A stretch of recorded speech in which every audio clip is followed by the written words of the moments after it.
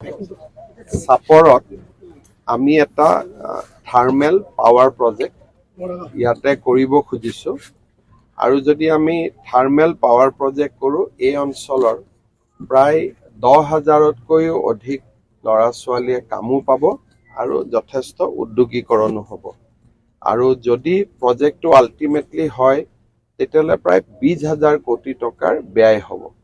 গতিকে আপোনালোকে এটা আন্দাজ কৰিব পাৰে যে গোটেই অঞ্চলটোৰ কিমান এটা ডাঙৰ পৰিৱৰ্তন হ'ব। এতিয়ালৈকে বহুত আগবঢ়া নাই, এটা প্ৰাৰম্ভিক পৰ্যায়তে আমি আছোঁ। মই এবাৰ মাটিখিনি চাই গ'লো যাতে আমি কামখিনি আগবঢ়াব পাৰোঁ। প্ৰশাসনিক সেৱাত কিবা সালসলনি কৰা হৈছে নেকি?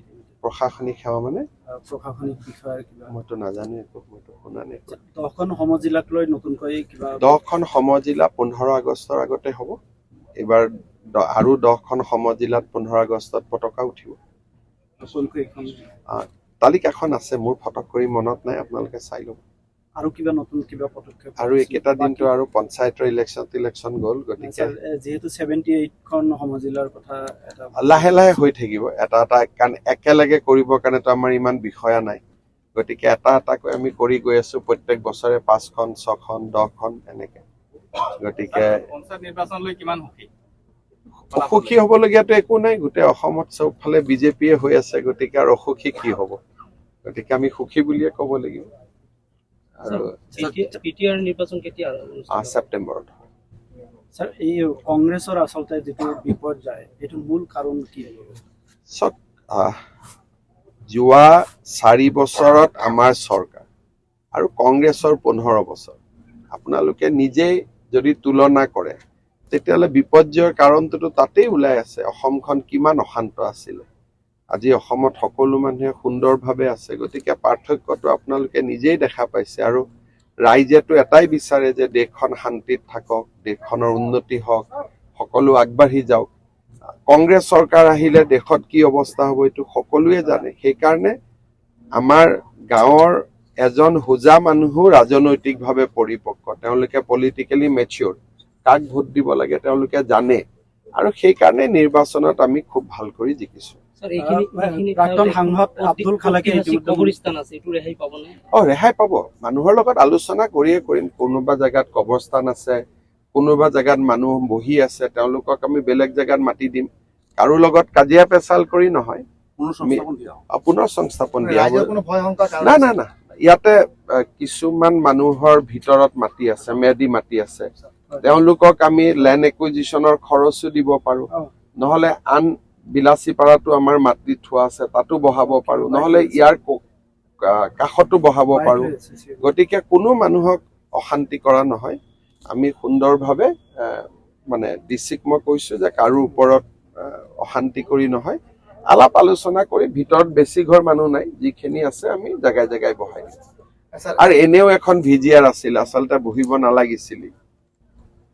আপনি আশা কৰাৰ দৰে ইতিমধ্যে বহু সংখ্যক ব্যৱসায়িক প্ৰতিষ্ঠানে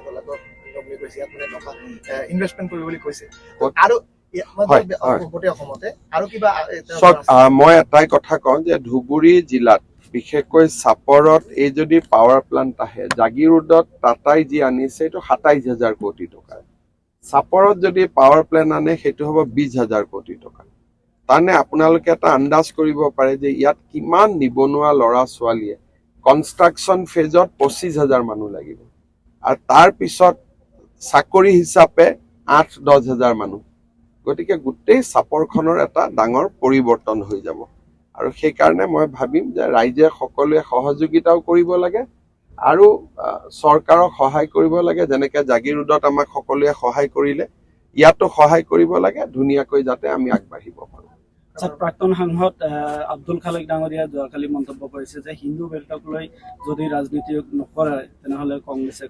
মইতো কম যে হিন্দু নাপাব, 2 দিন পিছত মুছলমানো নাপাব। এইবাৰ আমি 100% মুছলমান থকা 8টা জিলা পৰিষদ চিট জিকিছো।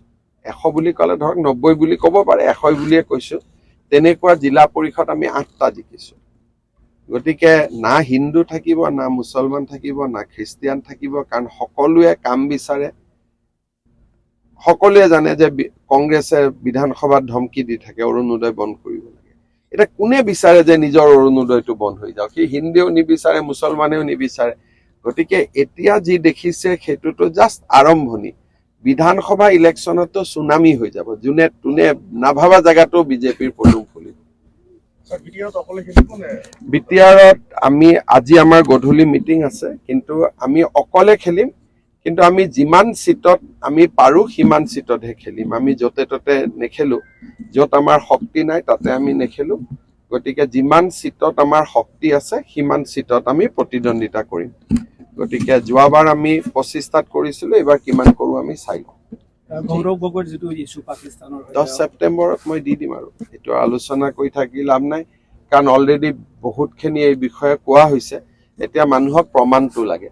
গতিকে প্ৰমাণ দিয়াটো মোৰ দায়িত্ব। বাকী আৰু একেটা কথাকে কৈ থাকি লাভ নাই। আমি প্ৰমাণ 10 ছেপ্টেম্বৰৰ আগতে ৰাইজক দি দিম।